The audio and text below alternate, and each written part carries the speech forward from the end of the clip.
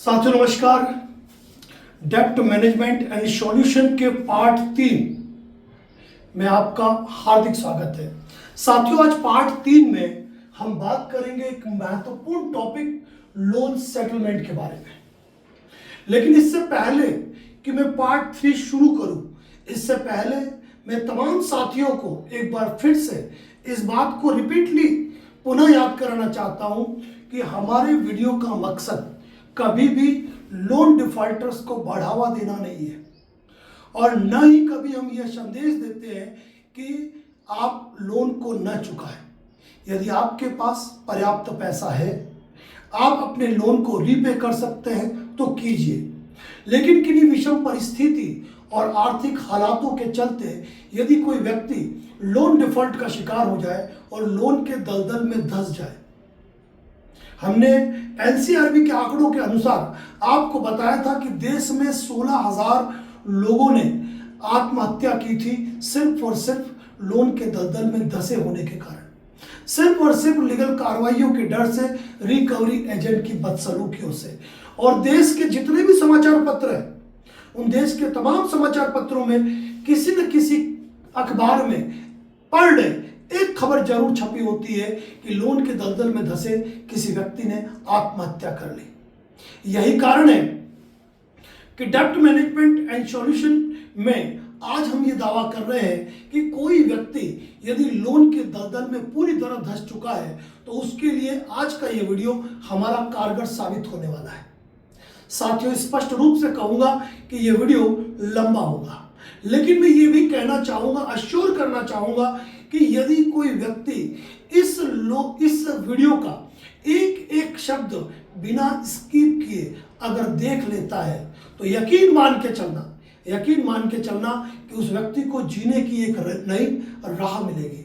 उसके मन में जितने भी अंधकार है वो उजालों में तब्दील होंगे।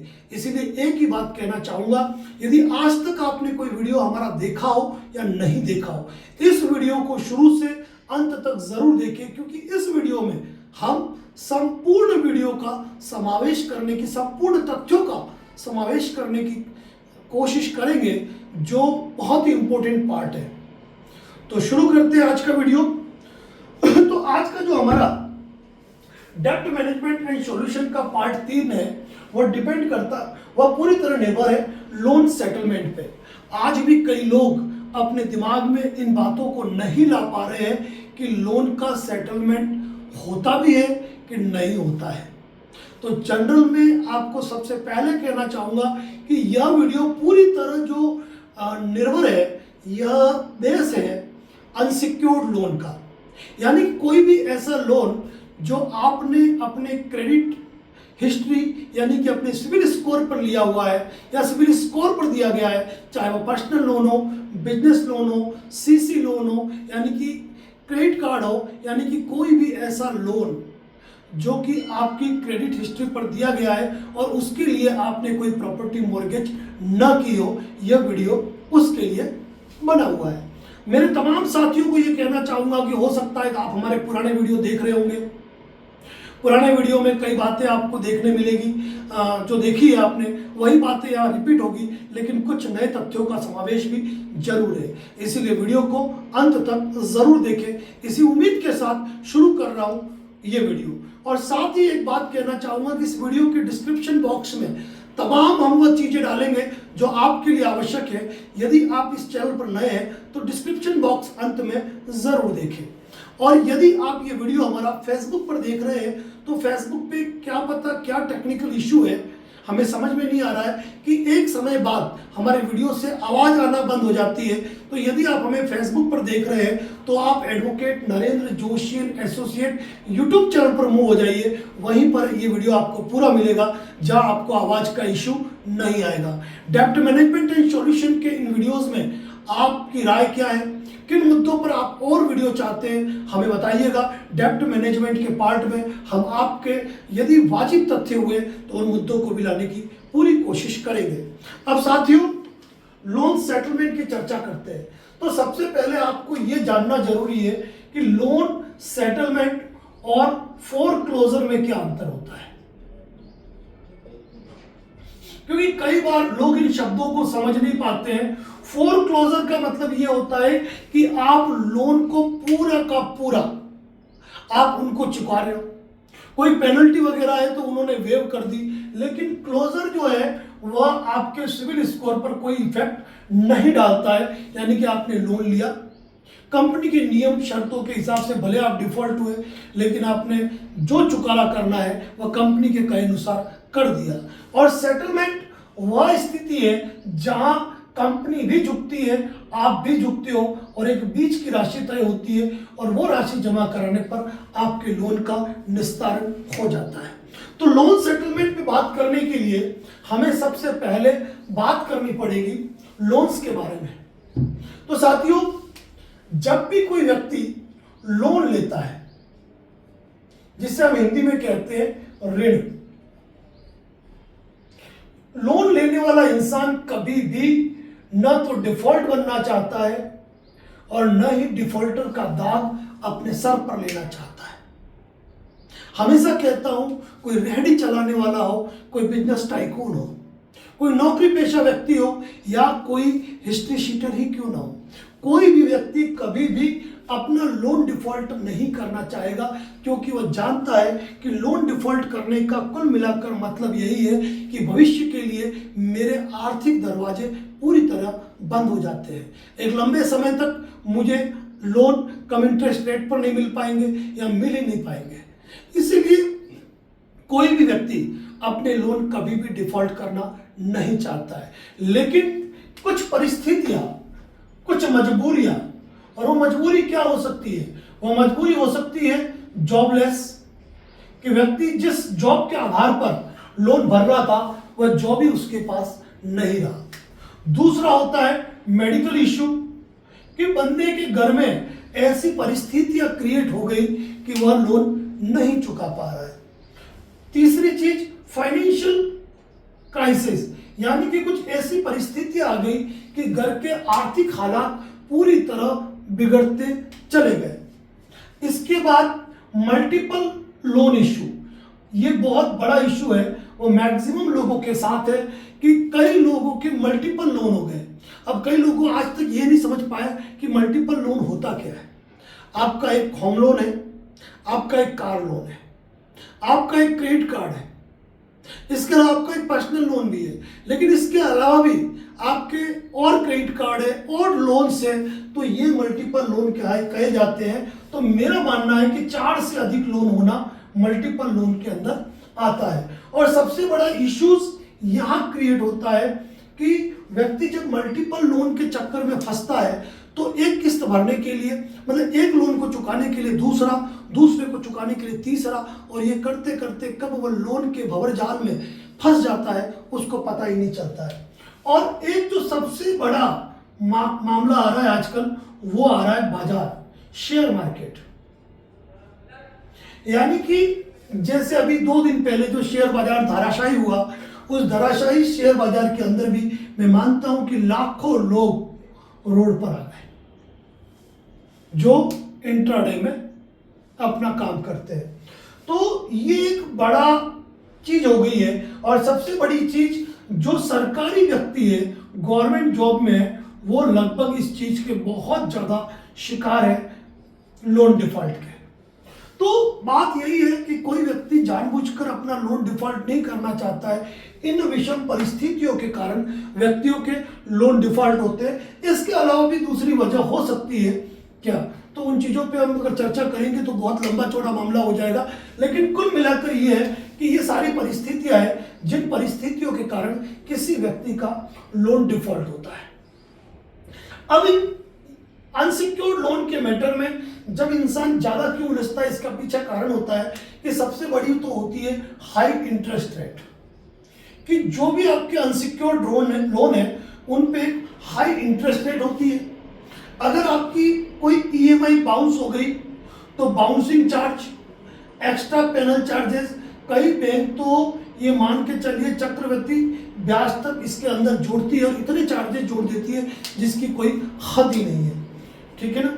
तो ये सारी चीजें, हाई इंटरेस्ट रेट होना, हाई चार्जेस होना, तो होता क्या है कि कोई व्यक्ति होम लोन भर रहा है, लेकिन कोई ऐसी परिस्थिति होगी उसको होम लोन नहीं भर पा रहा है, तो वह कोई पर्सनल लोन लेकर, कोई बिजनेस लोन लेकर या क्रेडिट कार्ड पे पेमेंट लेके वह इनका चुकाना करता है। नए नए तो इंसान को क्रेडिट कार्ड का रोटेशन करना इतना अच्छा लगता है कि उसको लगता है कि मुझसे समझदार कोई भी नहीं है, ये इंसान समझता है। और कई इंसान तो ये समझते हैं कि भाई जब तक मैं भर सकता हूं तब तक तो भरूं, बाद का बाद में देखा जाएगा, 6 महीने बाद, 8 महीने बाद मैं अपनी परिस्थितियों को मेंटेन कर लूंगा। लेकिन इन्हीं परिस्थितियों को मेंटेन करने के चक्कर में व्यक्ति उलझता जाता है लोन के दलदल में और बुरी तरह धंसता जाता है।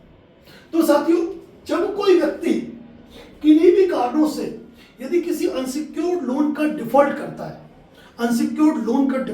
है, तो वहां पर मैं अब जो आपको कहने वाला हूं वो बहुत ही महत्वपूर्ण बात है कि उसके सामने एक विकल्प होता है लोन सेटलमेंट। अब कई लोग हमको फोन करके कहते हैं कि मतलब डायरेक्ट फोन करते हैं और एक ही बात कहते हैं, अरे सर हमको लोन सेटलमेंट कराना है, इतनी बड़ी बात होती है उनकी कि अगर यहां उनको हाँ बोल दो वो इतने खुश हो जाते हैं जिसकी हद नहीं है। लेकिन उनको ये मालूम नहीं है कि एक लोन सेटलमेंट के लिए उसको कितने सोपान पार करने हैं, कितनी सीढ़ियां उसको चढ़नी है। जब उनको ये चीजें बताओ तो शॉक्ड हो जाते हैं। मार्च महीने में 6000 लोन सेटलमेंट का एक्सपीरियंस, ये वीडियो है।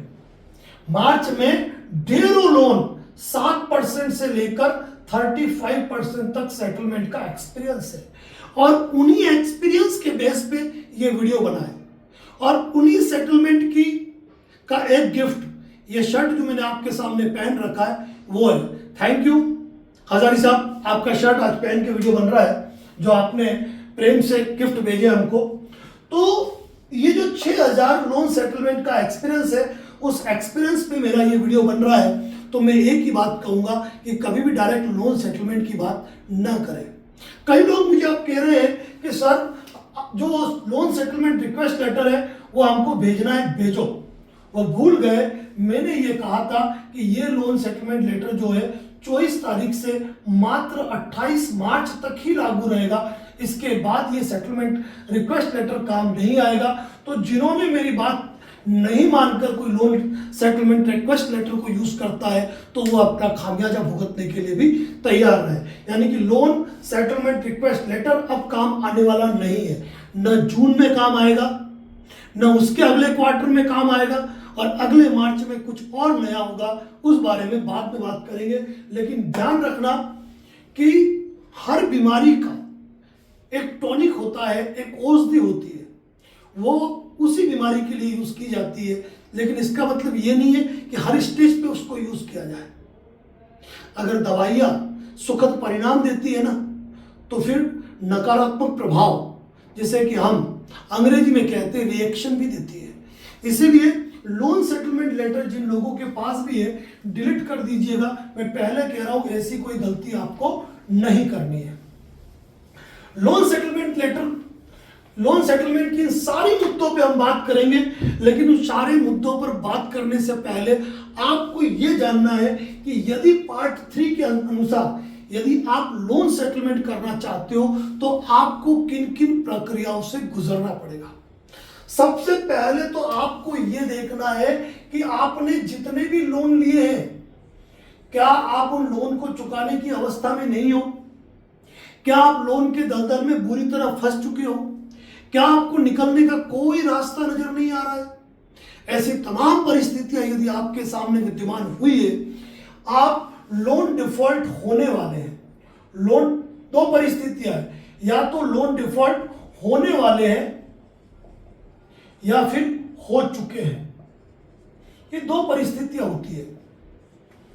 अगर आप लोन डिफॉल्ट होने वाले हैं तो भी, और आप लोन डिफॉल्ट हो चुके हैं तो भी, आपका लोन यदि एनपीए नहीं हुआ है तब तक यदि आपका अनसिक्योर्ड लोन है तो इस मैटर में आपको कंपनी को एक प्रायर नोटिस देना चाहिए। हमारे तमाम साथी जो हमसे पहले से जुड़े हुए हैं वह यह न सोचे कि इस वीडियो में वही बातें रिपीट हो रही है। यह वीडियो आपके लिए बहुत इंपॉर्टेंट है, क्योंकि आपको ये देखना है कि कहीं यहाँ आपने गलती तो नहीं की। प्रायर नोटिस कभी भी, चाहे क्रेडिट कार्ड हो तो क्रेडिट कार्ड के मैटर में क्रेडिट कार्ड के बिल पे जो आपके एड्रेस है वहां भेजा जाता है।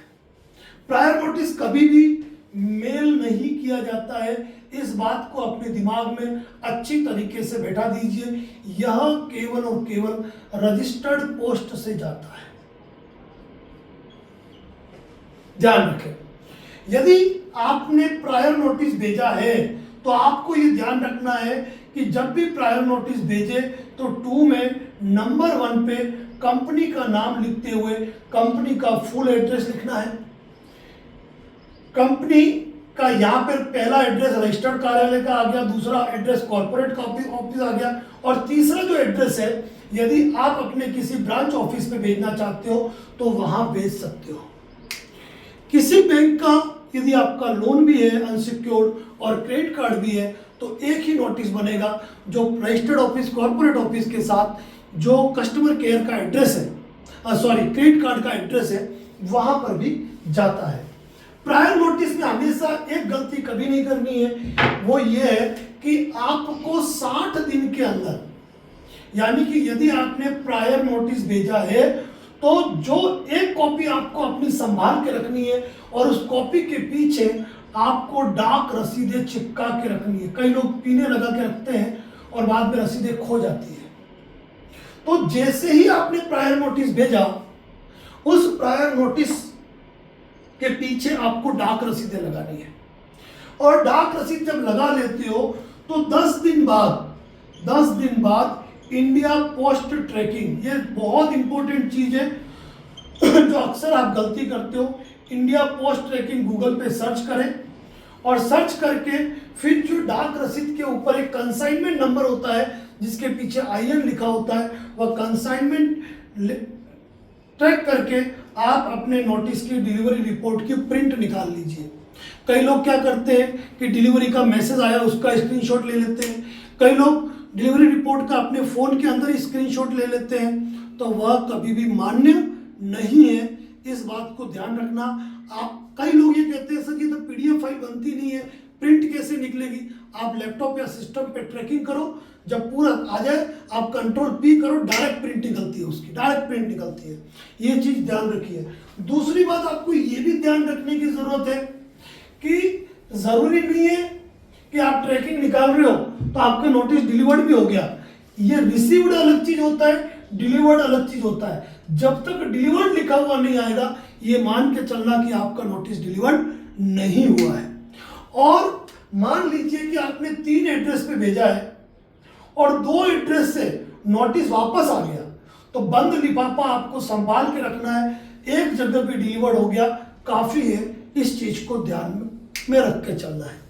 प्रायर नोटिस में कभी भी मेरा मानसिक स्वास्थ्य ठीक नहीं है, आत्महत्या की जो धमकियां होती है, इस प्रकार की गलतियां नहीं करनी है। क्योंकि आप कभी कभी नोटिस में इंसान लिख देता है कि भाई मैं मेंटल पर्सन हूं। अब जब तुम मेंटल पर्सन हो, जब तुम्हारा मेंटल इलाज चल रहा है, तुम्हारा दिमाग अस्वस्थ है, तो आप नोटिस कैसे भेज सकते हैं? दूसरी बात यह है कि यदि आपके फर्म के नाम पे लोन है तो नोटिस की शुरुआत ही आपकी फर्म के नाम और फर्म के सील के साथ होती है। ये चीज ध्यान रखिए। कई लोग जो है प्रायर नोटिस, कई बार वैसे हम हमेशा कहते हैं खुद के नाम से भेजना चाहिए, लेकिन फिर भी कई लोग एडवोकेट के माध्यम से भेज देते हैं। वैसे इस चीज पे मेरी सख्त मनाही होती है कि कोई भी प्रायर नोटिस आपको खुद के नाम से ही भेजना चाहिए। ये है हमारा 6000 लोन सेटलमेंट का एक्सपीरियंस कहता है कि कभी भी प्रायर नोटिस खुद के नाम से ही भेजना चाहिए। लेकिन यदि आप एडवोकेट के नाम से भेज चुके हो तो उन एडवोकेट से फिर उनके सिग्नेचर किए हुए नोटिस की कॉपी के साथ ओरिजिनल डाक रसीदें और डिलीवरी रिपोर्ट पहले ही प्राप्त कर ले, क्योंकि भविष्य में यदि लिटिगेशन की बारी आती है तो आपके द्वारा फोटोकॉपियां पेश करने पर उसकी कोई वर्थ नहीं मानी जाएगी। नोटिस का प्रूफ ओरिजिनल डाक रसीद और उन डाक रसीदों की डिलीवरी रिपोर्ट है। तो यदि आपने कोई नोटिस भेजा है तो आप डाक रसीद आपके पास ओरिजिनल और नोटिस की कॉपी जिसने भेजा है उसके सिग्नेचर किए हुए होनी चाहिए।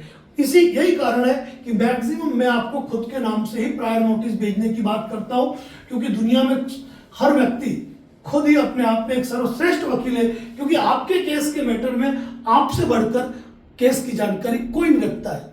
आप हमें भी फोन करोगे ना, आपकी स्टोरी हम भूल जाएंगे, लेकिन आपको खुद की स्टोरी इंसान कभी नहीं भूलता है। यही कारण है कि कभी भी प्रायर नोटिस जो है आपको अपने नाम से ही भेजना चाहिए। अब आप ये मत सोचना कि स्टोरी हमारी लोन सेटलमेंट की चल रही थी और मैं प्रायर नोटिस पे कैसे आ गया। मैं लोन सेटलमेंट में महत्वपूर्ण मुद्दों पे बात करने वाला हूं, लेकिन उन महत्वपूर्ण मुद्दों को जानने के लिए जो ये स्टेज है, ये सोपान है, सोपान यानी सीढ़ी, तो उसकी पहली सीढ़ी ही प्रायर नोटिस है। यानी कि प्रायर नोटिस पहली सीढ़ी है। यदि आपका लोन डिफॉल्ट हुआ है तो आपको प्रायर नोटिस भेजना चाहिए और उसकी डाक रसीदें संभाल के रखनी चाहिए। दूसरी चीज जो है वो है इंटीमेशन लेटर। ये बहुत ही महत्वपूर्ण चीज है, intimation letter for recovery agent. यानी कि जब आप लोन डिफॉल्ट करते हो तो लोन डिफॉल्ट करने पर ये मान के चलना कि रिकवरी एजेंट आपकी चौखट पे आएंगे। कोई परमिशन लेने वाले नहीं है। ये ना तो होम विजिट लेटर लेके आएंगे, ना ये डीआरए लाइसेंस लेके आएंगे, ना ये अपना आईडी प्रूफ लेके आएंगे, ना ये अपना एड्रेस प्रूफ लेके आएंगे, और ना कोई अथॉरिटी लेटर लेके आएंगे। अगर कोई आया भी ये चीज ले आएगा, लेकिन ये ऊपर की दो चीज इनके पास होती ही नहीं है। अब जब तक ये दो चीज नहीं है उनके पास, आप उनसे बात करने के लिए अधिकृत ही नहीं हो। इसीलिए होता है इंटीमेशन लेटर। इंटीमेशन लेटर कभी भी 2 कॉपी के अंदर, ये ना तो कहीं रजिस्टर्ड पोस्ट करना है न मेल करना है। जब भी कोई रिकवरी एजेंट आपके चौखट पे, आपके गेट पे आता है, तब उसको 2 कॉपी में दिया जाता है और कहा जाता है कि इसको पढ़ो और इसमें जो जानकारी मांगी गई है उसको साइन करके हमको दो। यकीन मान के चलना साथियों, 99.99% जो रिकवरी एजेंट है ना, उनके तो इस लेटर को छोड़ के पढ़ के पसीने पसीने छूट जाते हैं। क्यों नहीं छूटेंगे? एक ऐसा लेटर जिस पे आरबीआई की गाइडलाइन हो, एक ऐसा लेटर जिस पे ट्राई लिखा हो, एक ऐसा लेटर जिस पे 112 पुलिस का नंबर लिखा हो, एक ऐसा लेटर जिस पे पुलिस से संबंधित विभागों के नाम लिखे हो, एक ऐसा लेटर जिस पे इन व्यक्तियों द्वारा किए गए हरेसमेंट के मैटर में मुकदमे दर्ज कराने की बात लिखी गई हो। कैसे इस लेटर पर कोई रिकवरी एजेंट साइन करेगा? और जब वो साइन नहीं करेगा तो उसका कोई अधिकार नहीं बनता है कि आपके वहां बैठे। कोई पुलिस वाला भी आ जाए ना तो उसको 2 पेज पे कागज देते हैं कि साहब आप पढ़ो, इसको क्या गलत लिखा है क्या? पुलिस वाला भी पढ़ेगा, उसको मालूम पड़ेगा अच्छा रिकवरी के लिए ये डॉक्यूमेंट चाहिए। उनको पता नहीं है क्योंकि उनका सब्जेक्ट भी है। सबसे ज्यादा तो पुलिस के नाम पे ये फर्जी लोग इसलिए डराते हैं क्योंकि आप डरते हैं। डरना तो आपको है नहीं, ये चीज ध्यान रखना। दूसरी बात, किसी रिकवरी एजेंट की मजाल नहीं होनी चाहिए कि वो इन डॉक्यूमेंट के साथ आपके पास आ जाए, और आता है ना तो कभी भी 2 मिनट से ऊपर बात नहीं करनी है। अगर ये डॉक्यूमेंट नहीं लाया, निकल यहां से। ये चीज आपको होनी चाहिए, लंबी बात करनी ही नहीं है, ये ध्यान रखिए। प्रायर नोटिस रजिस्टर्ड पोस्ट से जाता है। ये नोटिस कैसे बनता है? तो हमारे YouTube चैनल की मेंबरशिप पे ज्वाइन बटन करके आप पूरा ड्राफ्ट देख सकते हो। ये सारी चीजें आपको YouTube चैनल मेंबरशिप पे मिल जाएगी। इंटीमेशन लेटर जो है ये 2 कॉपी में, इसकी 15-20 कॉपी निकाल के रखना। आप नहीं हो तो घर पे रख के जाओ, कोई आए कह देना दे देना, कोई फर्क नहीं पड़ता है। अपने जेब में परमानेंट 4-5 कॉपियां समेट के रख लो, कोई दिक्कत ही नहीं है। अब इंटीमेशन लेटर के बाद जो तीसरा, ये सब सोपान है। सोपान यानी कि सीढ़ियां। यदि आप लोग किन्हीं विषम परिस्थिति और आर्थिक हालातों के चलते यदि लोन नहीं भर पा रहे तो ये होता है रिकवरी एजेंट नोटिस। ये नोटिस व्हाट्सएप होता है, व्हाट्सएप। यानी कि कोई रिकवरी एजेंट यदि आपको फोन करे, फोन पर आपको घर आने की बात करे, धमकाए, तो ये लेटर सिर्फ और सिर्फ आपको व्हाट्सएप करना होता है। यानी व्हाट्सएप करते ही उसको मालूम पड़ गया कि भाई इसमें तो लिखा है कि यदि मैं आपके घर पे आऊंगा तो आप मेरी मोबाइल वीडियो रिकॉर्डिंग पे बात करेंगे और मुझे इंटीमेशन लेटर साइन कराएंगे, इसमें लिखा होता है। दूसरी बात साथियों, एक बात जरूर ध्यान रखना, हम गलती क्या करते हैं, जब भी कोई रिकवरी एजेंट हमसे बात करता है ना, तो सबसे पहला सवाल ही हमें ये पूछना पड़ता है कि कौन सी बैंक या एनबीएफसी कंपनी से आए हो। दूसरा सवाल खुद के खाता नंबर पूछने पड़ते हैं, फिर उस व्यक्ति का नाम पूछना है, फिर उस व्यक्ति को पूछना है होम विजिट लेटर लाए, फिर कहते हो डीआरए लाइसेंस दिखाओ। और ये सारी बातें जो होनी चाहिए ना, वो मोबाइल की वीडियो रिकॉर्डिंग पे होनी चाहिए। ये बात आप ध्यान रखिए कि मोबाइल की वीडियो रिकॉर्डिंग पे होनी चाहिए। और जब भी आपको कोई कॉल करे ना, तो उस समय आपका कॉल रिकॉर्डिंग मोड ऑन होना चाहिए। और ये आईफोन वाले साथियों से मैं कहूंगा कि आईफोन में जब आपके रिकॉर्डिंग सिस्टम नहीं है तो आप क्यों मुसीबत में फंसते हो। आईफोन वालों के साथ समस्या क्या है, न तो वो हमारा यूट्यूब चैनल मेंबरशिप ज्वाइन कर सकते हैं, न वो किसी कॉल की रिकॉर्डिंग कर सकते हैं। तो ये कहीं ना कहीं हमारे लिए नेगेटिव भी जा रहा है। तो आईफोन के अंदर भी अगर आप यूज करते हो तो रिकॉर्डिंग के लिए ऐप वगैरह है, उनको आप डाउनलोड कर सकते हो। ये मत कहो कि मेरे पास रिकॉर्डिंग के लिए फोन नहीं है, आईफोन में रिकॉर्डिंग नहीं होती है, ये कोई सॉल्यूशन नहीं हुआ, ये ध्यान रख लीजिए। दूसरी बात, यदि आप अपने अधिकारों के बारे में जानते हो ना, तो किसी रिकवरी एजेंट की मजाल नहीं है कि वो आपसे बदतमीजी करे। किसी रिकवरी एजेंट को आपको ये कहने का अधिकार नहीं है तो आपका घर कैसे चल रहा है, पैसा क्यों लिया, अरे तो होता कौन है पूछने वाला भाई। हमारा एक रिकवरी एजेंट का वीडियो है, कोई परेशान करता है तो वहां से कॉपी करके सीधा उनको भेज दो, जहां हमने उनको जेल की सलाखों के पीछे बताया हुआ है। क्योंकि कई रिकवरी एजेंट आज भी जेल की सलाखों के पीछे है, क्योंकि उनके कारण कई लोगों ने आत्महत्याएं कर लिए और आत्महत्याएं करने पर आत्महत्या के दुष्प्रेरण का मुकदमा दर्ज होता है और उनकी जमानतें कराने के लिए कभी भी कोई एनबीएफसी कंपनियां नहीं आती है। और सबसे बड़ी बात, रिकवरी एजेंट भी सुन लें कि मेरा आजकल आपने सुना होगा, वो कल का मेरी video recording, home visit letter क्यों जारी नहीं करते हैं। एक्चुअली रिकवरी एजेंट जो है ना, वो कंपनियों के मतलब हलाल किए जाने वाले बकरे, मतलब वो केवल और केवल एक माध्यम है, उस माध्यम से पैसा आएगा, लेकिन उसके ऊपर कोई गाज भरे गिरेगी ना तो बचाने वाला कोई नहीं है उनको। इसलिए रिकवरी एजेंट को भी कह रहा हूं कि इन चीजों से दूर रहो, क्योंकि जनता बहुत अवेयर हो चुकी है और डरने वाली नहीं है।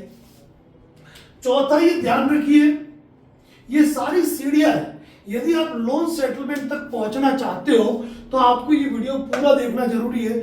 चौथा ये है कि जब भी आप लोन की ईएमआई नहीं भरोगे, आपके अकाउंट में बैलेंस नहीं रहेगा, और बैलेंस नहीं रहेगा तो आपका ईसीएस बाउंस होगा।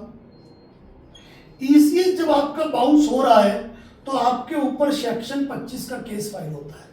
और ये सेक्शन 25 का केस कहां फाइल होता है? कलकत्ता में।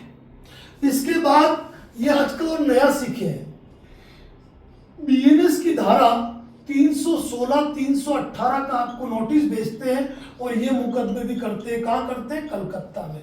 कलकत्ता इनका एक नया प्लेटफॉर्म है, क्या पता वहां की कोर्टों को गुमराह कर रहे हैं या वहां की कोर्ट्स इन चीजों को देख नहीं पा रही है कि पूरे हिंदुस्तान के लोन डिफॉल्टर्स के केस जो है वो कलकत्ता में ही क्यों, जबकि उन कंपनियों के ना तो रजिस्टर्ड ऑफिस वहां है, न कॉर्पोरेट ऑफिस वहां है, केवल और बैंक को आधार बना के ये कर रहे हैं। तो इस मैटर में तो मैं ये कहूंगा कि डेप्ट मैनेजमेंट का जो पार्ट 1 है ना, जिसने डेप्ट मैनेजमेंट का पार्ट 1 देख लिया उनके खिलाफ ना तो सेक्शन 25 चलेगा, ना 316, 318 चलेगा, क्योंकि डेप्ट मैनेजमेंट पार्ट 1 में हमने सेक्शन 25, 316 और 318 पे, यहां तक कि 138 एनआई एक्ट पे भी, ये भी छठा पार्ट है 138 एनआई एक्ट।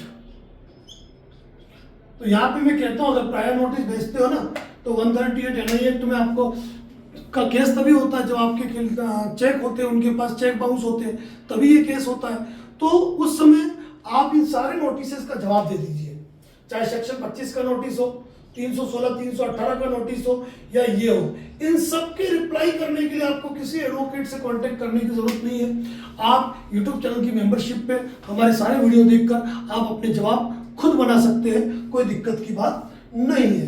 तो ये जो मैटर है सेक्शन 25, 316, 318, 138 एनआई एक्ट, इन मैटर में आपको तनाव लेने की कतई आवश्यकता नहीं है, कतई आवश्यकता नहीं है, क्योंकि इनके लिए जो डेप्ट मैनेजमेंट का पार्ट 1 हमने पेश किया था ना, और कुछ बातें तो हमने उसमें ऐसी बताई थी जो भारत के किसी लॉ की बुक में नहीं है और न किसी यूट्यूब चैनल पे मिलेगी।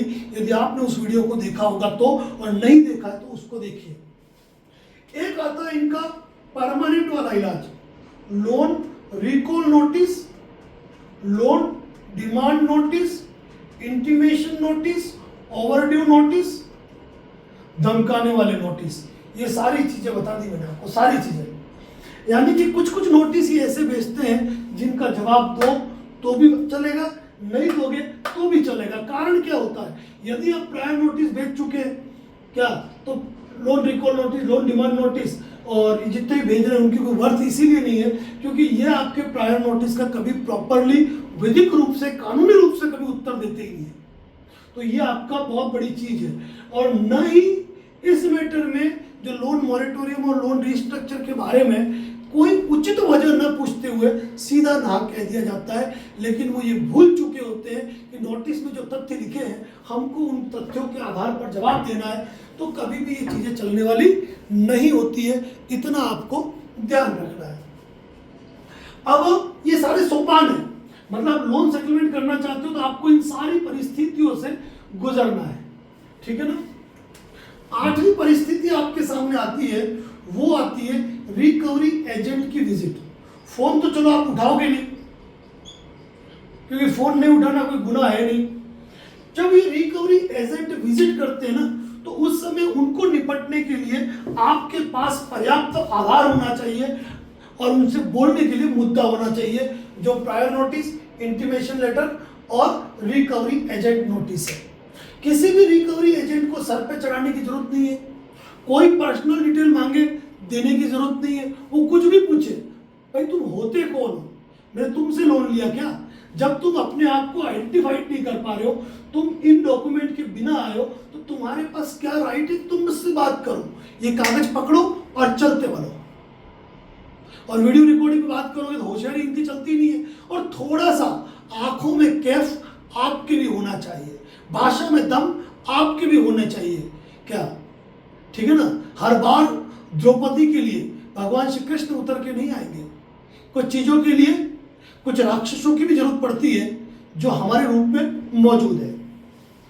तो ये 8वां पॉइंट हो गया। इस 8वें पॉइंट के बाद हम चलते हैं 9वें पॉइंट पे। और 9वां जो इनका हथियार है ना, वो बड़ा खतरनाक है, बड़ा खतरनाक। और 9वां जो आता हथियार है इनका, वो है आर्बिट्रेशन। 9वां जो है वो है आर्बिट्रेशन। आर्बिट्रेशन पे मुझे कुछ ज्यादा बोलने की जरूरत इसलिए नहीं है क्योंकि आर्बिट्रेशन मैटर पे ऑलरेडी मैंने पार्ट 2 डेप्ट मैनेजमेंट में परफेक्ट वीडियो बना रखा है, A to Z वीडियो बना रखा है। यानी कि आप कितने भी रिप्लाई दो, इनको इंट्रीम अवार्ड करना है तो ये करेंगे, इनको अवार्ड पास करना है तो ये अवार्ड पास करेंगे। लेकिन यदि आपने हर नोटिस का जवाब दे दिया है ना, तो जो बेशर्म आर्बिट्रेटर है, बेशर्म निकम्मे जो कानून को ताक पे रख के काम करते हैं, उनके अवार्ड की वैल्यू 0 होती है, क्योंकि इनके अवार्ड कभी एग्जीक्यूट नहीं होते। लेकिन लगातार नोटिस भेज के ये आपके ऊपर एक मेंटली प्रेशर, एक दबाव, एक साइकोलॉजिकल प्रेशर मेंटेन कर रहे हैं कि आप दबाव में आ जाओ। तो दबाव में आना नहीं है, दबाव में आना नहीं है। ये जितने नोटिस भेजे उनका जवाब दो और खुल के जवाब दो।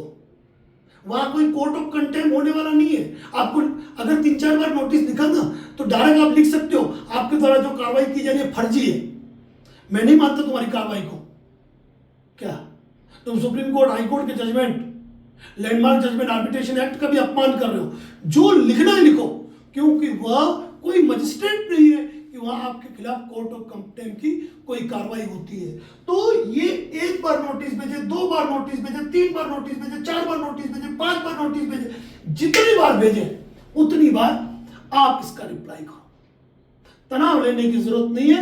और फिर भी अगर ये आर्बिट्रेशन अवार्ड कर देते हैं ना, तो वह अवार्ड कभी भी एग्जीक्यूट नहीं हो पाएगा। साथियों, मैं ये बात कहना चाहूंगा कि इन पॉइंट नंबर 4, 5, 6 और 9 के लिए आप मेरा पार्ट 1 और पार्ट 2 का वीडियो जरूर देखना। पार्ट 1 तो बहुत ज्यादा इंपॉर्टेंट है। अब फिर आते हैं 10वें पॉइंट पे। 10वें पॉइंट में आपके अकाउंट में इतने ईसीएस ये मल्टीपल हिट करते हैं ना, जिसके कोई पूछो मत। तो अक्सर आपने YouTube पे सुना होगा, अगर हम ईसीएस को स्टॉप करवा देते हैं तो हमारे खिलाफ 420, 406 यानी कि 316, 318 की कार्रवाई होती है। तो बता दूं, अगर हम ईसीएस मल्टीपल हिट कर रहे हैं, संपूर्ण राशि का हिट कर रहे हैं, तो ऐसी कंडीशन के अंदर आपको चाहिए कि आप इनको ईसीएस का एक नोटिस आता है परफॉर्मा, वो भेज के मेल कर दीजिए। 7 दिन बाद आप ईसीएस बंद करवा दीजिए। ये कोई जवाब नहीं देते और देंगे ही नहीं। एक बात बताऊं, मैंने पार्ट 1 में एक फार्मूला बताया था। उस फार्मूले में सिर्फ ये पूछा था कि मेरा नाम नरेंद्र जोशी है, मैंने आपकी बैंक से लोन लिया, मेरा लोन अकाउंट नंबर 1 2 3 4 5 6 7 8 है, मेरे अकाउंट से मेरे एसबीआई अकाउंट 1 2 3 4 5 6 से हर महीने 5 तारीख को 19,482 रुपए की किस्त कटती है। तो ये किस्त मेरे खाते से डेबिट होकर आपकी कंपनी के किस बैंक, किस शाखा और किस शहर में जमा हो रही है, कृपया मुझे ये जानकारी उपलब्ध करवाएं। अब ये मेल करने पर कंपनी की नींदें उड़ गई है साहब, नींदें उड़ गई है। जवाब नहीं दे पा रहे हैं। वो पूछ रहे हैं ये आपको क्यों चाहिए। अरे क्यों चाहिए? मैंने आपसे लोन लिया है, मैं आपका कंज्यूमर हूं, मुझे अधिकार है ये चीज जानने का। आप लिखिए, ये मेरा लीगल राइट है। और अगर उसका जवाब नहीं देते तो आप आरबीआई लोकपाल को इसकी शिकायत करें। मैं तो ये कह रहा हूं कि arbitration harassment, multiple ECS act,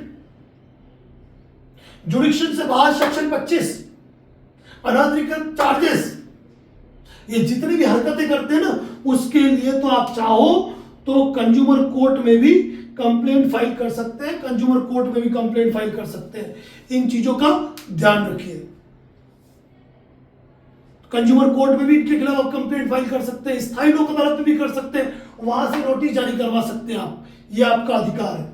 और ये जो रिकवरी वाला मैटर का है ना, ये फोन पे रेफरेंस नंबर पे कॉल करते हैं, ये धमकाने वाला काम करते हैं, तो इसके लिए एक रिकवरी मेल नोटिस भी होता है। इसके लिए एक रिकवरी मेल नोटिस भी होता है, जो भी आप कंपनी को भेज सकते हो। और साथियों, जितनी भी इंपॉर्टेंट मेल आईडी है ना, किस किस की, RBI, supreme court registrar, high court registrar, bar council of India, state bar council, PMO, CMO, governor of India, sorry president of India, governor of states, ये सारी आप सर्च करके पहले ही संभाल के रख लो। वैसे कुछ चीज़ें हम हमारे व्हाट्सएप स्टेटस पर डालते हैं, जिनको, या फिर हमारे व्हाट्सएप चैनल पे आप देख सकते हो, जो कुछ अच्छी जानकारी हम डालते हैं, उनको आप सेव करके रख लो, ताकि आपके भविष्य में काम आएगी। तो साथियों, ये टोटली जो स्थिति बताई मैंने, prior notice, intimation letter, recovery agent notice, ECS bounce section 25, multiple ECS hit, BNS 316, 318, 138, NI act, loan recall notice, loan demand notice, intimation notice, recovery agent harassment, arbitration, इसको भी मैं हरेसमेंट कहूंगा क्योंकि टोटली इलीगल तरीके से करते हैं, ECS multiple stop, और इन सारी चीज, ये सारी चीजें जो है ना, ये सारी चीजें जो है, ये सोपान है, ये सारी सीढ़ियां है। यदि आपकी कोई लोन डिफॉल्ट है, मल्टीपल लोन डिफॉल्ट है, 4 लोन डिफॉल्ट है, और लोन में आप सेटलमेंट करना चाहते हो ना, तो सेटलमेंट कब होगा? जो पहला सवाल है हमारा, अब उस चीज पे आ रहा हूं कि सेटलमेंट कब होता है। ये बहुत ही इंपॉर्टेंट बात है जो आपको सुननी है कि लोन सेटलमेंट होता कब है। यदि आपका कोई अनसिक्योर्ड लोन लगातार 3 माह से डिफॉल्ट है, और 3 माह से डिफॉल्ट होने के बाद आपका लोन एनपीए हो चुका है। कई लोग कहते हैं, सर हम यूट्यूब चैनल पे सुनते हैं कि कोई भी कानूनी कार्रवाई लोन एनपीए होने के बाद होती है, तो ये जानकारी गलत है। आपकी एक ईएमआई बाउंस हो तो भी आर्बिट्रेशन की कार्रवाई कर देते हैं और सेक्शन 25 का नोटिस भेज देते हैं। ये ध्यान रखो। साथियों में एक बात कहूंगा, आपने मेरे ढेरों वीडियो सुने नहीं सुने मुझे कोई फर्क नहीं पड़ता। मेरा डेप्ट मैनेजमेंट के जो भी वीडियो आ रहे हैं ना, उनको जरूर सुनना। और अब अगर मुझे लग रहा है कि जिस तरीके से डेप्ट मैनेजमेंट के वीडियो डाल रहा हूं और उस पर कोई आकर्षक थंबनेल नहीं है, सिर्फ मुद्दे की बात लिखी हुई है, ऐसी स्थिति के अंदर उन्हीं के अंदर लिखी पूछी हुई बातों को कई लोग मुझे वापस पूछ रहे हैं, तो मुझे मजबूर होना पड़ेगा डेप्ट मैनेजमेंट को वापस मेंबरशिप वीडियो बनाने में। तो 3 माह से जिसका लोन डिफॉल्ट है और लोन एनपीए हो चुका है, तो ही लोन सेटलमेंट की परिस्थिति आती है। और कब? जब कंपनी अपने रिकवरी एजेंट का प्रयोग कर चुकी है, यानी कि रिकवरी एजेंट फेल हो गए। रिकवरी कॉल, ये तो मतलब कुछ इतनी वाहियात किस्म की लड़कियां हैं जो कभी कभी फोन करती है ना, तो समझ में नहीं आता है कि कौन से स्टेट एरिया में वो बड़ी हुई है कि इतनी वाहियात और गंदे शब्दों का प्रयोग करती है। तो ऐसे रिकवरी कॉल हरेसमेंट होते हैं जिनको बात ही नहीं करनी, डायरेक्ट ब्लॉक करो। तो रिकवरी कॉल, एक बात बताऊं, आपने 1 अप्रैल 2025 के वीडियो में सुना होगा, आशा मैम ने बात कही थी कि मैंने कभी किसी से कॉल पे बात ही नहीं की। मैंने मेरा फंक्शन ऑन रखा था, जो नंबर मेरे फोन बुक में सेव नहीं है उस नंबर से मुझे फोन ही नहीं आएगा। और ये सिस्टम ट्रू कॉलर पे है, आप यूट्यूब पे देख सकते हैं कि कैसे उसको एक्टिव किया जाए।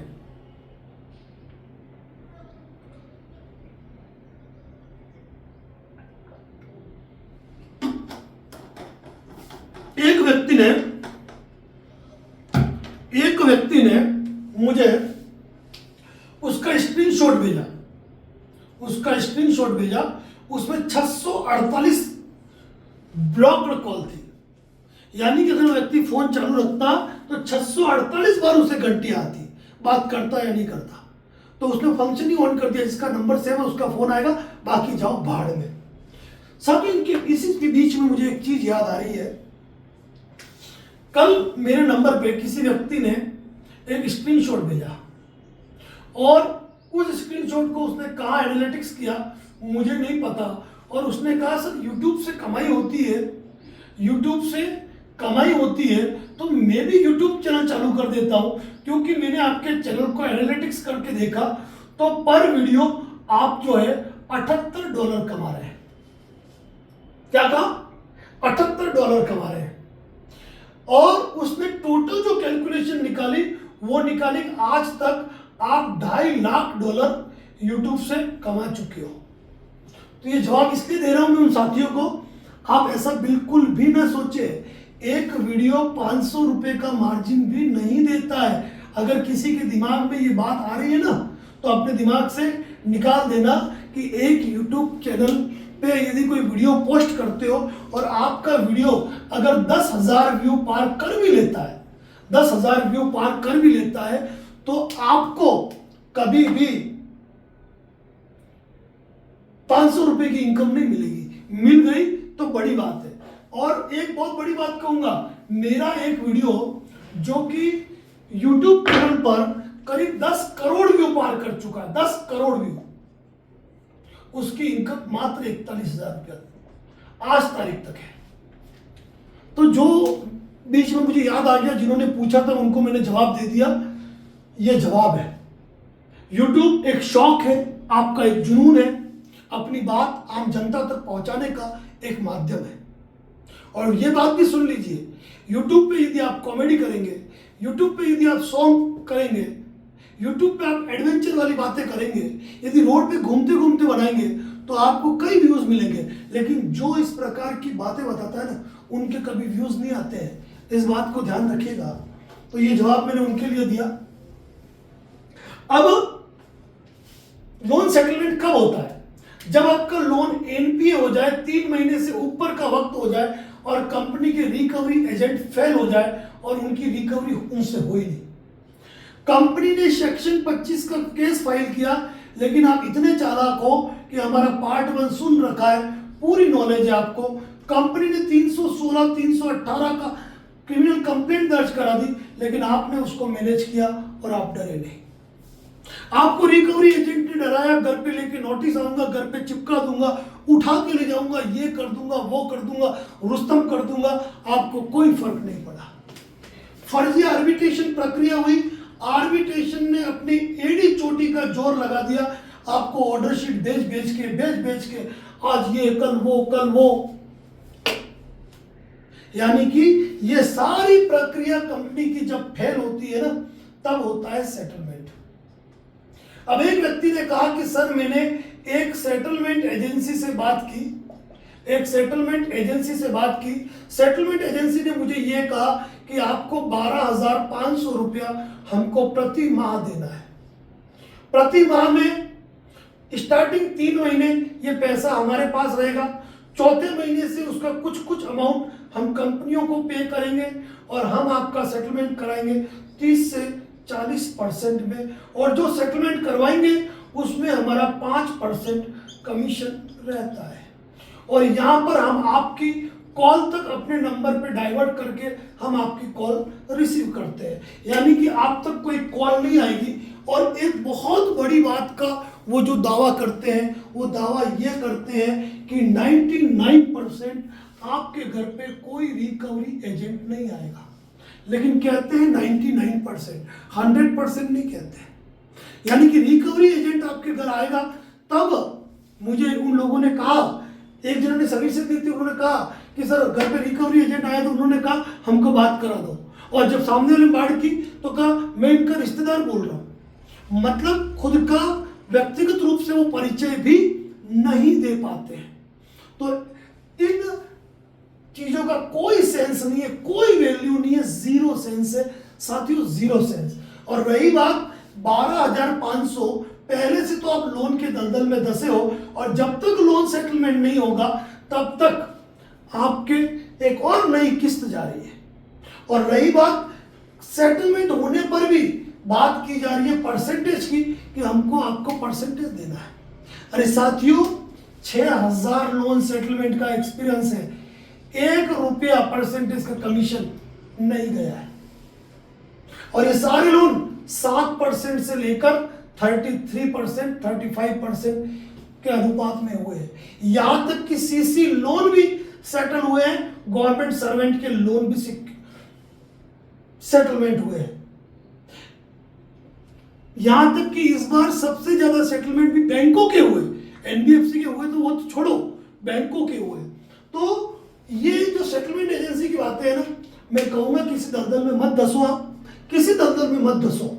यदि आपको लगता है कि प्रॉपर सॉल्यूशन चाहिए, आपको सिर्फ 1 टाइम कॉल बुक होती है, और 1 टाइम की कॉल बुक में आपको लाइफ टाइम सर्विसेज दी जाती है सभी ड्राफ्ट के साथ, कभी कुछ भी एक्स्ट्रा नहीं करना पड़ेगा।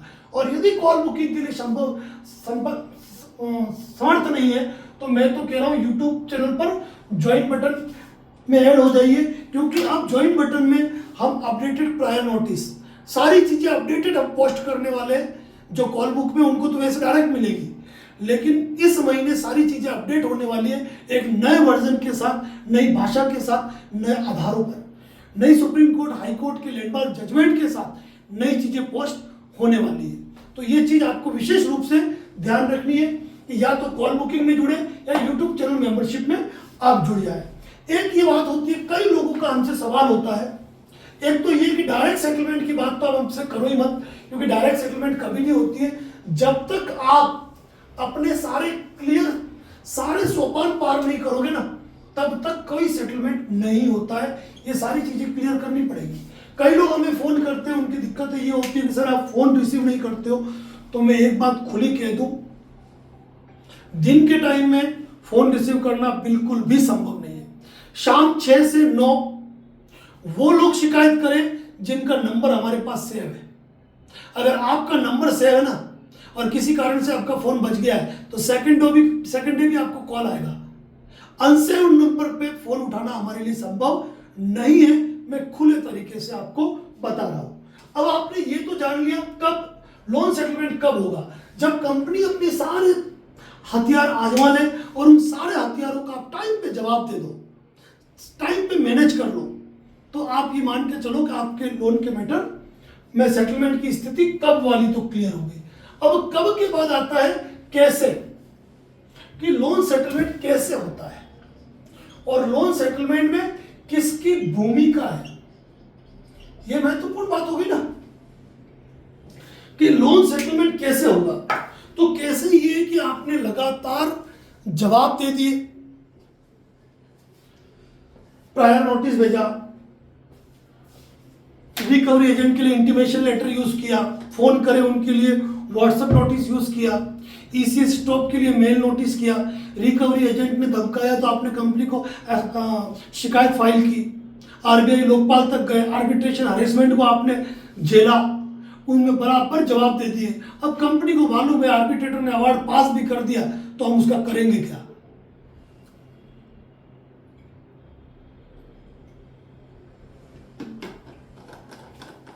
एक बात कहूं मैं आपको, हाँ मैं हूं लोन डिफॉल्टर, मैं आर्बिट्रेटर हूं, मेरा दर्द भी समझे, रिकवरी एजेंट की भी सुने। ये सारे कुछ वीडियो पोस्ट किए हैं पहले के, उन वीडियो को आप देख लेंगे ना तो इन सारी चीजों की हकीकत आपके सामने आ जाएगी, क्योंकि खुला पोस्टमार्टम करते हैं। तो कैसे होता है, जब कंपनी को पूरी तरह ये लग गया कि इस बंदे से पेमेंट की रिकवरी किसी भी तरीके से नहीं हो सकती है, तो कंपनी के आपको सेटलमेंट के मैसेज आने शुरू हो जाते हैं। भले आप फोन मत उठाओ, मेल आने शुरू हो जाते हैं। कंपनी किसी न किसी तरह आप तक पहुंच ही जाती है और कहती है भाई लोन सेटलमेंट कर लो। अब इसमें भूमिका किसकी महत्वपूर्ण है, स्वयं की। किसी सेटलमेंट एजेंसी की भूमिका नहीं है, किसी एडवोकेट नरेंद्र जोशी की भूमिका नहीं है, किसी अन्य लीगल एक्सपर्ट की भूमिका नहीं है। भाई भूमिका किसकी है, स्वयं की, खुद की, क्योंकि आपके पास तो पैसा था ही नहीं। अब पैसा होता तो आप भरते, अब पैसा नहीं था इसीलिए तो सेटलमेंट की स्थिति आपके सामने आई ना। तो इसीलिए बस एक इंपॉर्टेंट चीज है और वो है राय, कि आपने किसकी राय ली, किसका परामर्श लिया। मैं दावे के साथ कहता हूं कई लोग इफ एंड बट पे जाते हैं, लेकिन वो लोग जो इफ एंड बट पे नहीं जाते हैं ना और जैसा कहते हैं वैसा चलते हैं ना, उनके साथ हमेशा अच्छा होता है, क्योंकि हर चीज को विस्तार से समझा पाना मुश्किल होता है। तो कैसे होगा, कंपनी खुद ब खुद कांटेक्ट करेगी और भूमिका आपके खुद की होती है, किसी तीसरे की भूमिका नहीं होती है। लोन सेटलमेंट कितने में होगा, तो ये बात सुन लीजिए, मार्च 2025 के 6000 लोन सेटलमेंट में जो एक्सपीरियंस है वो 7% से लेकर 33-35% तक है, और 35 में सीसी लोन भी आ गए, यहां तक कि सरकारी नौकरी गवर्नमेंट जॉब वाले भी आ गए। लेकिन गवर्नमेंट जॉब वालों को ज्यादा अवेयर रहने की जरूरत है, इतनी बात आप सुन लीजिए। और दूसरी बात, यहां पर यह कारण भी निर्भर करता है कि आपको इस तनाव से निकलना है, मारकर काम नहीं कर रहे हैं, आपको इस तनाव से निकलना है। तो इस तनाव से निकलने के लिए कभी कभी 2-5%, 10% अगर आप ज्यादा भी करो ना तो आपकी इच्छा है आप इन तनावों से निकल जाओ। लेकिन फिर भी आपने लोन कब लिया, आपने कितनी ईएमआई जमा कराई, कितने महीने से आपका ड्यू है, लोन आपका एनपीए है कि आपका लोन राइट ऑफ है, आप किस एड्रेस पर रहते हैं, आप रिकवरी एजेंट को कैसे मैनेज करते हैं, आप किन कानूनी कार्रवाइयों से खौफ नहीं खाते हैं, और फर्जीवाड़े को किस तरीके से एक्सपोज करते हैं। ये सब कुछ डिपेंड करता है कि आपका लोन सेटलमेंट कम से कम राशि में हो जाए। कितने में हो गया, अब आ रहा है सोपान, यानी कि कौन सी सीढ़ियां चढ़नी है आपको। जैसे कई लोग फोन करके कहते हैं हमको कि भाई सर मुझे लोन सेटलमेंट कराना है। अरे भाई ये कोई पानी की बोतल है कि तुमने मांगी और तुमको दे दूं। अरे कंपनी ने तुमको 10 लाख का लोन दिया है, उसके भी 10 लाख गए, वो ऐसे ही हार मान लेगा। जब तक वो अपनी प्रक्रिया पूरी नहीं करेगा तब तक कोई लोन सेटलमेंट नहीं होता है। और वो सारी प्रक्रिया में पहले बता चुका हूं, जो 10-12 पॉइंट बताए वो 10-12 सोपान है। उन 10-12 सोपानों को पार करने के बाद ही लोन का सेटलमेंट होता है, तुरंत नहीं होता है। कोई तुर्रम खान ये कहे कि मैं लोन सेटलमेंट करा दूंगा, मुझे इतना कमीशन दे दो, मुझे इतनी फीस दे दो, तो ये यकीन मान के चलना आपके साथ गड़बड़ी होने वाली है।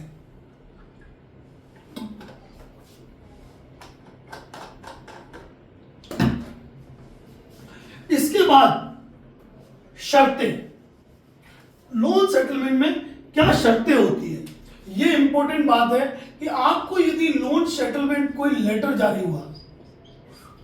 जारी हुआ तो कितना पेमेंट भरना है, वह पेमेंट ओटीएस है या रेगुलर सेटलमेंट है। ओटीएस यानी कि वन टाइम सेटलमेंट, यानी कि जितना भी पेमेंट है वो पेमेंट आपको एक बार में ही जमा कराना है और एक निश्चित तारीख है, तो उस तारीख से पहले आप जमा करा दो। शर्तें, कई कंपनियां एनओसी देने की बात करती है तो कई कंपनियां जीरो स्टेटमेंट देने की बात करती है। तो ये बात आप देख लीजिए, लोन निपटा मातापुरी खत्म। कई जगह लिखती है कि आपके सिविल में ये चीज लिखी हुई आएगी, वो पहले ही बता देते हैं, ये उनकी शर्तें होती है। लेकिन मैं आपको साथियों सलाह दूंगा कि आप 2-3 ईएमआई में सेटलमेंट करने की बनिस्बत आप ओटीएस पे जाए, वो आपके लिए बेस्ट रहेगा। और यदि एक भी ईएमआई चुके तो आप ये मत सोचना कि आपका सेटलमेंट लेटर प्रभावी रहेगा, खत्म हो गया। इस बात को आपको ध्यान रखना है, ये शर्तें होती है। लेकिन अब बता रहा हूं सबसे बड़ी बात, फायदे और नुकसान। लोन सेटलमेंट के क्या फायदे हैं और उसके क्या नुकसान हैं।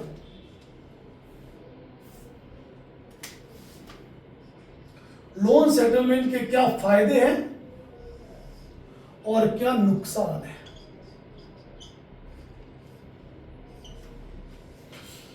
क्योंकि हर व्यक्ति जब लोन सेटलमेंट कराता है तो उसका एक सवाल तो रहता है कि साहब मुझे नुकसान क्या होगा और मुझे फायदा क्या रहेगा।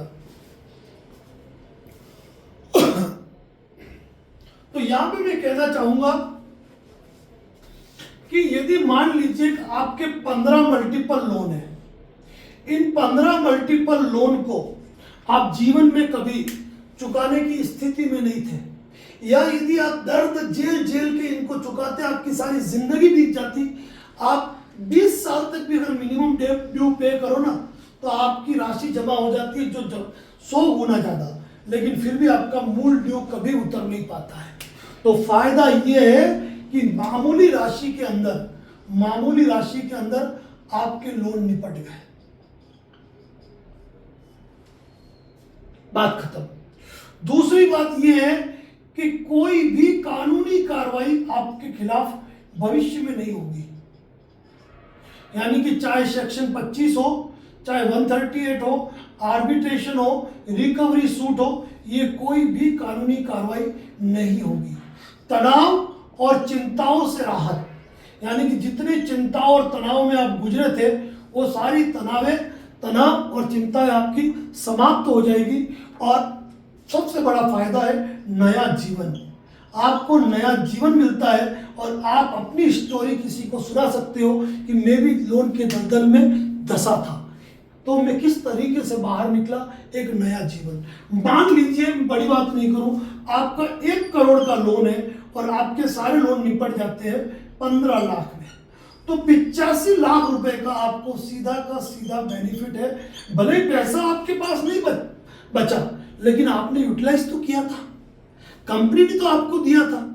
अरे आपकी 4-5 ईएमआई दी है, उसको जोड़ दो, कंपनी ने जो राशि दी उससे तो कम ही जमा करा रहे हो ना, चाहे 50% पे कर लो, तो आपको तो लाभ हुआ ही है। अब आपने उसको शेयर बाजार में उड़ाया, ब्याज में उड़ा दिया, दूसरों की ईएमआई भर दी, वो तो आपकी अपनी गलती है। तो एक नया जीवन शुरू कर सकते हैं, ये बात ध्यान रखिएगा। नुकसान, सिविल स्कोर रिपोर्ट होती है जहां लिखा होता है कि आपने सेटलमेंट किया है। दूसरी बात, भविष्य में लोन मिलने में दिक्कतें, भविष्य में लोन दिक्कत, यानी कि भविष्य में आपको कहीं पर भी लोन मिलने की संभावनाएं कम हो जाती है। तो मैं एक बात कहूं, जिस दर्द से हम मर रहे थे, क्या वही दर्द और पालना है? भाड़ में गए लोन। और वैसे भी मैंने एक बात कह रखी है ना कि 10 साल बाद तो वैसे भी याद रखना कई एनबीएफसी कंपनियां होगी नहीं। जिस तरीके के मार्केट के हालात चलते जा रहे हैं, जिस तरीके से एक कंपनी दूसरे में, दूसरी कंपनी तीसरे में मर्ज होती जा रही है, कहाँ भविष्य की सोच रहे हो? और भविष्य की सोचो तो ये सोचो ना, इस दलदल से निकालने के बाद मैं खुद को इतना डेवलप करूंगा कि जिंदगी में मुझे कभी लोन लेने की आवश्यकता नहीं पड़ेगी। ये सोचिए क्या। और एक और बात बात कहना चाहूंगा कि सेटलमेंट के बाद भी लोन मिलता है, कोई और नहीं, मैं खुद इसका जीता जागता उदाहरण हूं। साल 2003 में एसबीआई कलेक्ट्री के सामने डूंगरपुर से मैंने लोन लिया था कि विषम परिस्थिति और आर्थिक हालातों के चलते मैं ये लोन नहीं भर पाया, जिसका सेटलमेंट मैंने 2016 में किया था। डायरेक्ट ब्रांच का तक का नाम बता दिया मैंने। 2003 में इंडियन ब्रांच चलती थी, यूनियन ब्रांच एसबीआई की, तो कलेक्ट्री के सामने, जो अभी राजश्री टॉकीज के सामने शिफ्ट हुई है। तो 13 साल बाद मैंने लोन सेटलमेंट किया, और इस लोन के बाद मैं क्या कह रहा हूं, इस लोन के बाद भी मेरी बुलेट रॉयल इनफील्ड पर मैंने लोन लिया, मेरा स्कूटर जुपिटर एक्टिवा पर मैंने लोन लिया, कंज्यूमर लोन लिए, होम लोन लिए, क्या उसके बाद पीएल लिए, खुद आदित्य बिरला से लोन लिया मैंने, एचडीएफसी से मैंने, मेरा कार लोन चल रहा है।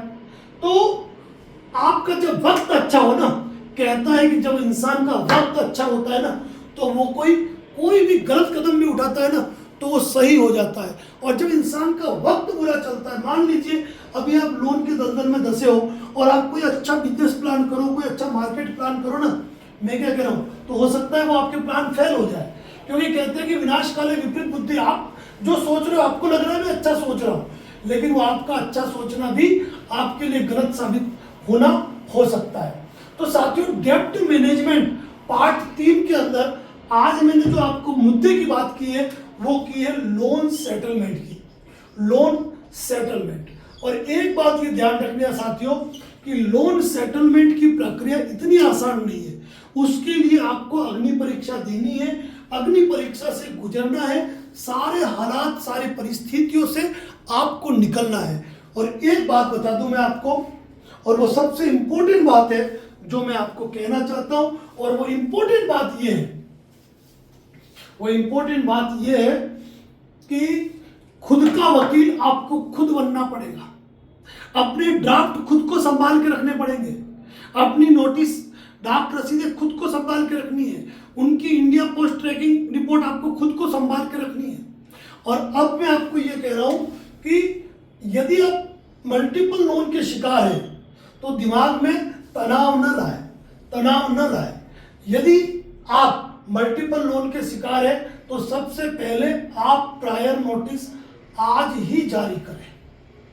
आप अपने intimation letter, recovery agent notice ये आज ही तैयार करें। और एक चीज जरूर देखें, पर डे रात को सोते समय अपनी ईमेल आईडी का इनबॉक्स और स्पैम फोल्डर दोनों चेक करें। कई लोगों के अवार्ड हो जाते हैं, बाद में जब हम कहते हैं कि भाई आपने जवाब क्यों नहीं दिया, वो कह रहे सर कोई नोटिस ही नहीं आया, और बाद में देखते हैं तो उनके स्पैम फोल्डर में नोटिस मिलते हैं। एक चालाकी और कर रही है कंपनी आजकल डिमांड नोटिस को इस तरीके से बनाने लगी है कि लोगों को मालूम ही नहीं पड़ता है कि भाई ये आर्बिट्रेशन का नोटिस है कि नहीं है। बड़ी चालाकी के साथ तैयार कर रही है, ये मान के चलो। और साथियों एक बात कहूं, सबसे बड़ी बात ये है, मैं बात दावे के साथ कहता हूं, जिस इंसान ने, जिस व्यक्ति ने, जो अभी कोई नया जुड़ा है, अगर वह दिन के 3 वीडियो हमारा समय निकाल के देख लेता है, दिन के सिर्फ 3 वीडियो समय निकाल के देख लेता है, और इतना भी टाइम नहीं है तो हमारे चैनल पे जाके जो मोस्ट व्यूड वीडियो है वो वीडियो अगर वो देख लेता है, या फिर जो मेंबरशिप चैनल ज्वाइन कर लेता है, यकीन मान के चलना साथियों, कितनी भी विषम परिस्थिति और आर्थिक हालातों से फंसा हुआ इंसान क्यों नहीं हो, वो इन चीजों से बाहर निकलेगा। और एक बात कहूं मैं, इंसान का सबसे बड़ा जो हौसला होता है ना, वो उसका परिवार होता है। यदि आप लोन के दलदल में धंस चुके हो ना, आपकी सबसे बड़ी कमजोरी क्या है कि आप अपने परिवार से बातें छुपा रहे हो। छुपाओ मत, आज नहीं तो कल मालूम पड़ेगा, रिकवरी एजेंटों से मालूम पड़ेगा, तब क्या करोगे। इसीलिए अपने परिवार के साथ बैठे, हमारा एक वीडियो है, यदि आप अपने परिवार से नहीं कह पा रहे हो और लोन डिफॉल्ट के दलदल में अगर धंस चुके हो ना, तो अपने परिवार को ये वीडियो जरूर शेयर करें। ये हम हमेशा कहते हैं, हमेशा कहते हैं, तो वो वीडियो अपने परिवार को शेयर करो, अपने परिवार के साथ बैठो, अपनी मजबूरी बताओ, अपनी परिस्थिति बताओ। परिवार वालों से कहो जब मैं घर पे नहीं हूँ, कोई रिकवरी करने आए तो सीधा से बोलना लोन देने से पहले मेरे घर पे आया था, मुझसे पूछा था अब तेरी हिम्मत क्या कैसे हुई आने की, निकल। और रेफरेंस में आपके जितने भी लोग हैं ना, अगर वो आज आपके नहीं हो सकते भाई, रेफरेंस वालों को कहना क्या है, अरे मेरा भी पैसा लेके गया भाई, जब मिल जाए मुझे बताइयो, मुझे मेरा पैसा वसूल करना है, वरना 4 फटके वो भी लगाए। आप ये चिंता मत करो कि समाज में क्या होगा, समाज के लोग क्या कहेंगे। आप अपने अधिकार जानिए, अपने अधिकारों के लिए आप लड़ना सीखिए। और दूसरा ये है, आरबीआई ने जो भी गाइडलाइन बनाई है ना, जो अक्सर लोग कहते हैं, आप कहते हो किसी को होम विजिट लेटर लाए, डीआरए लाइसेंस लाए, आरबीआई गाइडलाइन है तो मुझे 8 बजे बाद फोन नहीं कर सकते हो, तो वो कहते हैं क्या आरबीआई गाइडलाइन में ये लिखा है कि तुम लोन डिफॉल्ट कर सकते हो। तो बड़ा प्यारा सा जवाब दिया था हमारे एक व्यक्ति ने, नाम भूल गया मैं उनका, चलो कोई दिक्कत नहीं, छोड़िए। उन्होंने डायरेक्ट कहा कि आरबीआई की गाइडलाइन कंपनियों के लिए बनी है, बैंकों के लिए बनी है, हम क्लाइंट्स के लिए नहीं बनी है। कितनी मुद्दे की बात कही कि डायरेक्ट जवाब दिया कि आरबीआई की गाइडलाइन तुम्हारी कंपनियों के लिए बनी है, हमारे लिए नहीं बनी है। और दूसरी बात, फोन पे किसी से लंबी बात नहीं करनी है, रिकवरी एजेंट को 2 मिनट से ज्यादा ट्रीट नहीं करना है, ये बात ध्यान रखना। और थोड़ी आवाज में कठोरता और मजबूती लाओ, किसी की हिम्मत नहीं होगी कि वह आपके खिलाफ बात कर पाए। साथियों, नया दौर है, नया वक्त है। यदि आप मल्टीपल लोन के दलदल में धंसे हो, परेशान हो, कोई रास्ता नजर नहीं आ रहा है, तो मैं इतना ही कहूंगा, कम से कम अब तो लोन मत लो। और सेटलमेंट के लिए भी पैसा नहीं है, तो ये नहीं कि ब्याज पे लाके करो। आप अपना फंड अपने घर में इकट्ठा करना शुरू करो, छोटा मोटा फंड इकट्ठा करो, एक एक करके लोन निपटाते जाओ। आपको मालूम है 1 अप्रैल 2025 को मैंने क्या कहा था कि 10 तारीख तक और लोन सेटलमेंट होंगे, और जो हम बोलते हैं ना वो होता है। 10 अप्रैल के बाद कई लोगों के और लोन सेटलमेंट हुए।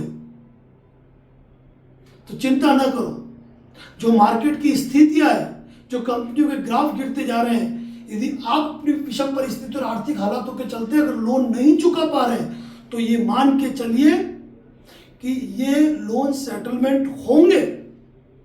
अगर सक्षम है तो भर दीजिए, सक्षम नहीं है तो घबराने की, डरने की कतई आवश्यकता नहीं है।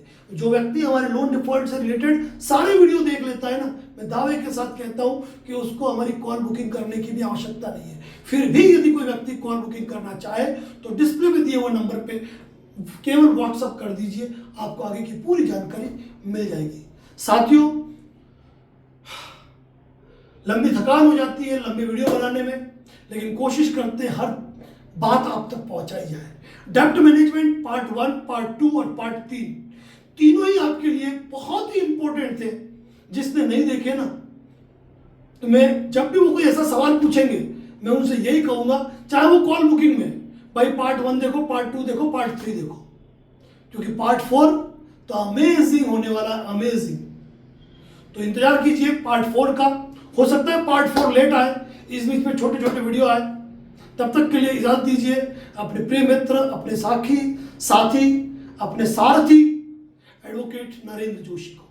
और सिर्फ एक निवेदन करूंगा, यदि आपका कोई भी मित्र, परिचित, रिश्तेदार यदि लोन के दलदल में धंसा है, परेशान है, कोई रास्ता नजर नहीं आ रहा है, आत्महत्या और घर छोड़कर चले जाने का विकल्प सोच रहा है, तो एक निवेदन है, उसको ये वीडियो जरूर शेयर करें। Thank you so much. और डेब्ट मैनेजमेंट की वीडियो के बारे में आपकी क्या राय है, खुलकर बताएं। आपके कमेंट्स का इंतजार रहेगा। Thank you so much. जय हिंद, जय भारत, जय मेवाड़।